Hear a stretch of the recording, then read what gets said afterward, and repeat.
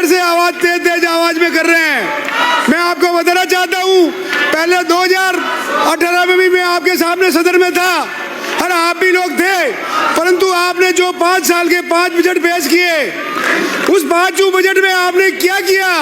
आपने राजस्थान की जनता को गुमराह करने के लिए एक उसके अलावा कुछ किया? तो आप जवाब दीजिए। आपसे जवाब तो दिया नहीं जाता है, और जो जवाब बजट में बहस हो रही है उसमें आप उल्ला उल्ला करने में काम कर रहे हैं। ये आपके लिए शर्मनाक है। मैं आपको कहना चाहता हूँ, राजस्थान की जनता ये सब कुछ देख रही है। आपने 5 साल जो राजस्थान में विनाश किया है, उसका कारनामा आज राजस्थान के विकास पुरुष, राजस्थान के भागीरथ, राजस्थान के यशस्वी मुख्यमंत्री भजन लाल जी ने जो एक विजन वाला बजट दिया, आम लोगों का बजट दिया, जो आपको वो देखते हुए आपको शर्म आ रही है। और आज आप बजट में सुनना नहीं चाहते हैं। आपको बोलने के तो आपके पास कुछ सामान है ही नहीं। यह राजस्थान 2025-26 के बजट में मैं आपको बताना चाहता हूँ, 5 साल पहले पूर्ववर्ती सरकार ने राजस्थान मेरे मांडलगढ़ विधानसभा क्षेत्र में एक भी विकास का काम नहीं किया। और एक घोषणा केवल 2021 में बिजोलिया हॉस्पिटल के लिए एक ट्रोमा सेंटर की केवल घोषणा की थी, पर वो घोषणा अभी तक धरातल पर नहीं उतरी।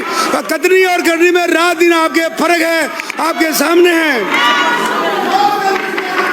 मेरे निर्वाचन क्षेत्र में राजस्थान के विकास पुरुष, राजस्थान के यशस्वी मुख्यमंत्री भजन लाल जी शर्मा ने जो सौगातें दी है, जो हमारे यहाँ पे मांडलगढ़ में पहले आपकी सरकार के, आपके पार्टी के 2 बार मुख्यमंत्री भी रहे शिवचरण माथुर साहब, परंतु उन्होंने भी विकास नाम का कोई काम नहीं किया है। विकास तो केवल भाजपा की सरकार ही करती है। भाजपा जब भी आती राजस्थान में, जब भी राजस्थान का विकास होता है, और जब जब आपकी सरकार आती, हमेशा आपने विनाश का काम किया है। कभी विकास के बारे में आपने सोचा नहीं है। मैं मांडलगढ़ में अभी जो बजट पेश हुआ है कि मेरे क्षेत्र में 3 नदियों का संगम है, पूरी 3 नदियां एक साथ त्रिवेणी संगम है।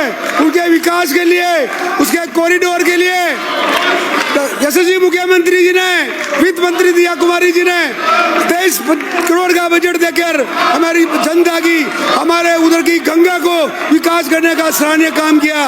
वो आपके सामने है। मेरे मांडलगढ़ विधानसभा क्षेत्र में कृषि प्रधान क्षेत्र है, वहाँ पे पानी फुल उपलब्ध है, वहाँ पे कृषि महाविद्यालय की आवश्यकता थी।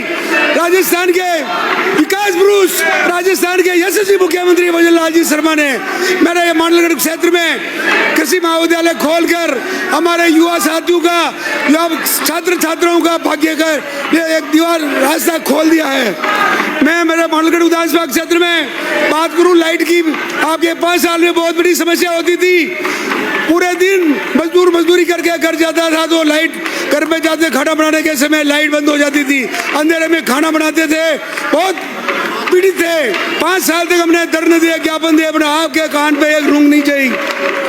मैं चरिंद्री में एक जीएसएस की मांग की थी, मुख्यमंत्री जी ने घोषणा करके हमारे उस क्षेत्र की जनता को राहत प्रदान की है। बजट में पूरे प्रदेश में सड़कों के नेटवर्क में संबंधित जो प्रावधान किया है, वो ऐतिहासिक व अभूतपूर्व है। उसके लिए मैं सरकार का आभार व्यक्त करता हूँ। मांडलगढ़ विधानसभा क्षेत्र में खलखला से बोरेन चौराया वाया सरदला टिटोड़ा, जिसे MDR 282 नाम से जाना जाता है, वो 15 किलोमीटर की इस रोड के लिए बजट में 27 करोड़ का प्रावधान किया गया है। मैं उन तीनों घोषणाओं के लिए क्षेत्र की जनता की ओर से, व्यक्ति से, मेरी ओर से मैं राजस्थान के यशस्वी मुख्यमंत्री भजन लाल जी शर्मा और वित्त मंत्री दिया कुमारी जी का आभार व्यक्त करता हूं।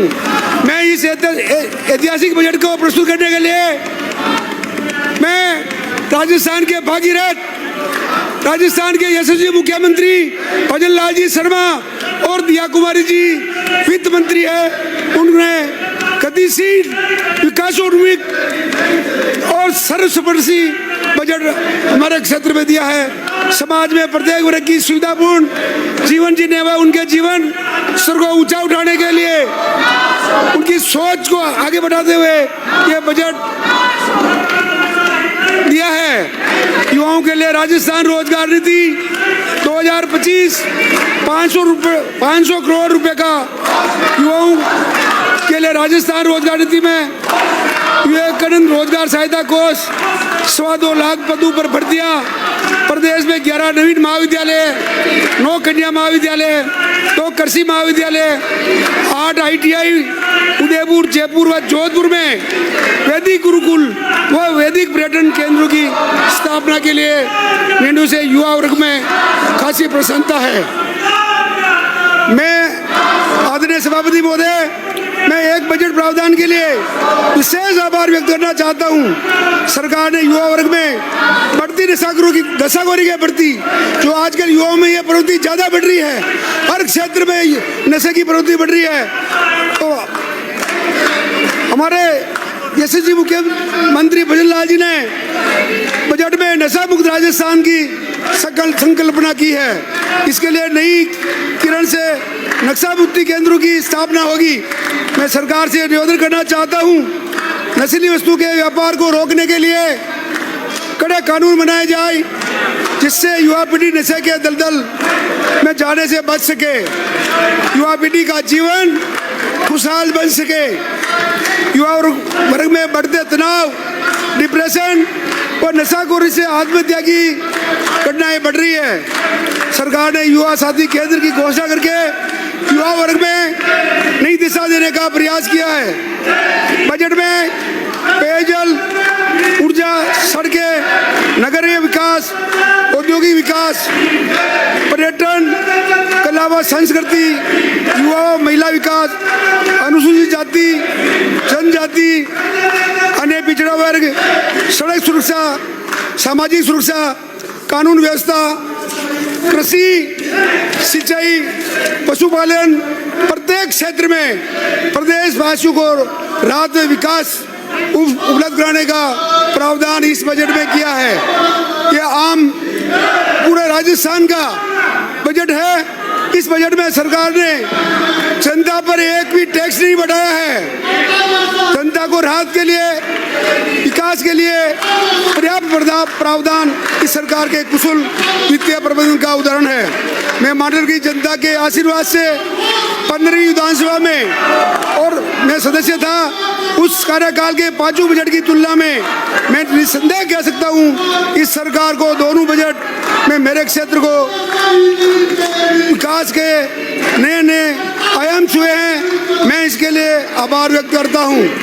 मैं पिछली सरकार के बारे में टिप्पणी तो नहीं करना चाहता, परंतु उन्होंने पहले बजट में जो घोषणाएं की थी, चौथे और 5वें वर्ष में आरंभ हुई, पेपर लीक होते रहे, पेपर बाजार में बिकते रहे, नाथीबाड़ा में पेपर बिकते रहे,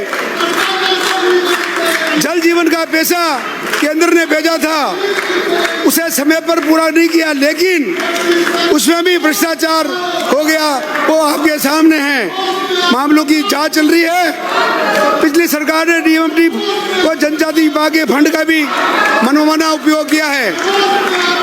मेरे साथी विधायकों ने इस विषय को उस समय सदन में उठाया था, लेकिन सरकार ने लीपापोती कर दी थी। मेरी मांग है कि पिछली सरकार में प्रदेश में डीएमएफटी व जनजाति विभाग के विकास कार्यों में जो व्यय हुआ है उसकी जांच कराई जाए, जो घोटाला हुआ है उसकी जांच कराई जाए। पिछली सरकार ने इंग्लिश मीडियम स्कूल खोले, कॉलेज खोले, उसमें न तो भवन है न स्टाफ है, केवल स्कूल के आगे नाम लिखा था, उसको नाम चेंज कर दिया। हिंदी मीडियम की स्कूल थी, उसको अंग्रेजी मीडियम करके उनका केवल नाम कर आकार की है।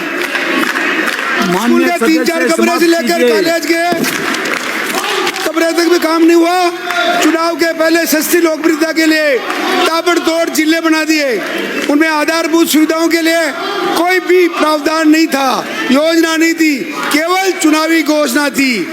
इन्होंने पूरे सरकार के 5 साल में 5 स्टार होटलों में घूमते रहे और ऐश करते रहे। जब चुनाव का समय नजदीक आने लगा, दो